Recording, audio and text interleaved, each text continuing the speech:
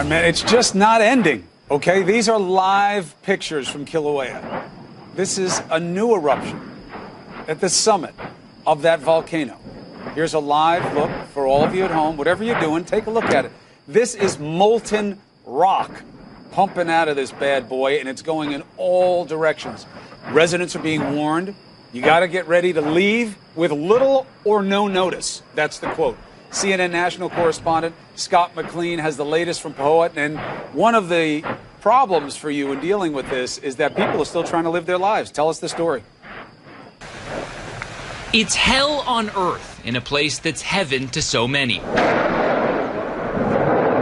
In just a matter of hours, a virtually dormant fissure suddenly woke up, spewing fountains of lava down a molten stream, destroying everything in its way.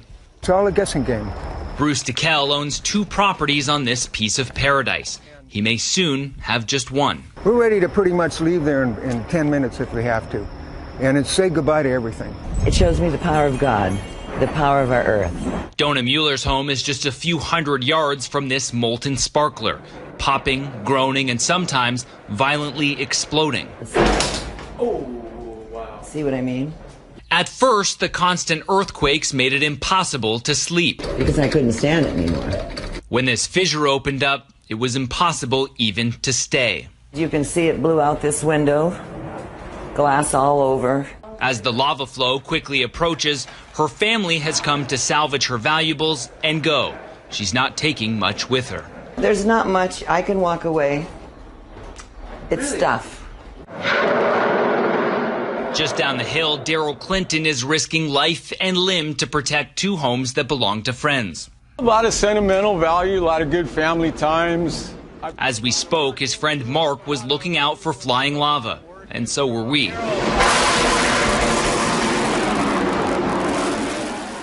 The yard is littered with fresh volcanic rock. This lava bomb came and hit right here. Giant lava bombs have broken windows, dented the water catchment pool, and taken out the septic tank. Even just getting from one home to the other is a life and death game of Frogger. Look up and watch them. Keep your eye on them. It's almost like catching a football, but you don't want to catch this football. Clinton has been a quick study on the different sounds of the fissure, the sounds he knows to ignore. You're good, you're all safe. And the ones that scream, take cover. You might want to step back on this one. Equipped with just a fire extinguisher and a garden hose, he's been spraying down the molten rocks that hit the house. The insides, though, the ones that we're concerned about, these ones are the ones that catch the ceiling on fire. It's man versus Mother Nature, in a match Daryl Clinton intends to win. And this weekend, just a day after we shot that interview, Daryl Clinton ended up getting hit in the leg with a lava bomb the size of a bowling ball while he was standing on his back porch. Now, luckily, his ex-wife was there to take him to the hospital, and she said that the heat of that lava bomb was so intense that it seemed to cauterize the wound on his leg, keeping him from bleeding too much. It was also so hot that it started a fire on his porch that the neighbor actually had to put out. Now, Mother Nature undoubtedly scored a big blow here. Clinton.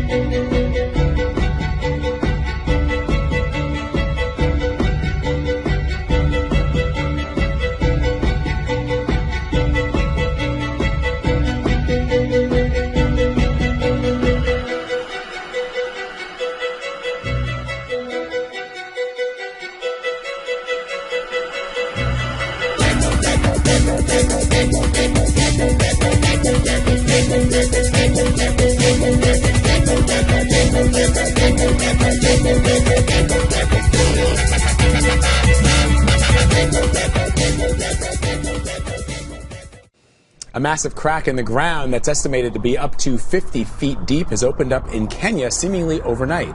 The crack stretches along Kenya's Great Rift Valley, and many scientists believe it could end up splitting the continent apart. Deborah Patta is tracking developments from Johannesburg, South Africa. Imagine waking up one morning to find a massive crack running through your home. That's what happened to Elliot Njuguna, forced to dismantle his house by hand before it was lost to the earth below. He lives in Mai Mahiu, part of the Great Rift Valley in Kenya, a region that has already provided a treasure trove of some of the most important archaeological finds in history.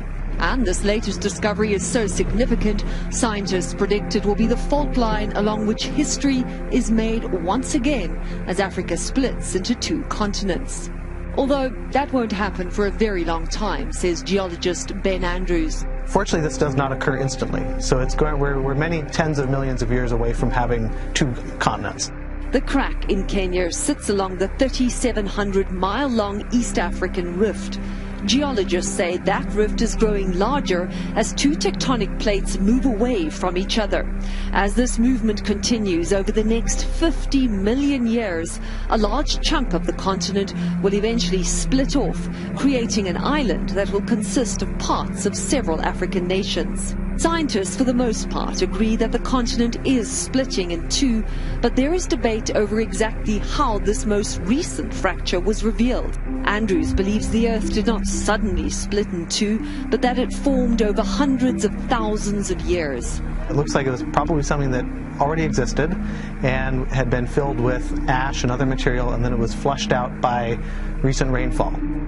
Joining me now from Johannesburg is CBS News foreign correspondent Deborah Patta. She's going to talk to us a little bit about this split. So, Deborah, this giant crack in the earth opened up in what seems like a matter of days. Can you give us an idea of how large it is and what geologists say may have caused it? It's quite phenomenal, really, Vlad. I mean, it's about 50 feet deep and 60 feet wide. I mean, imagine something like that just suddenly appearing. Although geologists in part are saying that actually it was there all along, just hidden away from the world, and that because of some heavy downpour in recent weeks in Kenya, it cleared away what essentially was volcanic ash, which is a lot softer than normal rock, and that is how it came to be revealed. Although not everyone agrees with how this was formed, but that's certainly a lot of geologists are saying that is probably what happened. You know, I know a lot of people are really interested in the science behind this, and some of the pictures are really amazing, but I'm very curious about the people on the ground because, as you know, Deborah, things like this can affect people's lives in a significant way. So how are people reacting, and what does this mean for people living in the surrounding areas? How could their lives be impacted? It already has taken place for some people, Vlad. Well, we've seen some people who literally woke up to see a giant crack in their home. Can you imagine waking up to something like that? One man said that he started screaming and tried to grab as many belongings as he could and actually physically dismantled his home by hand as quickly as possible before it could be sort of sucked in by this giant crack that had appeared there. He now has nowhere to go. So it's one thing to dismantle your home and move, but where do you move to? This is the Rift Valley. This crack lives on a line that is about 3,700 miles long, and there are faults all along there, so this could happen again. The road in the area, a giant fissure, fracture appeared in that road. It's now been filled up with rocks so the cars can continue to move over.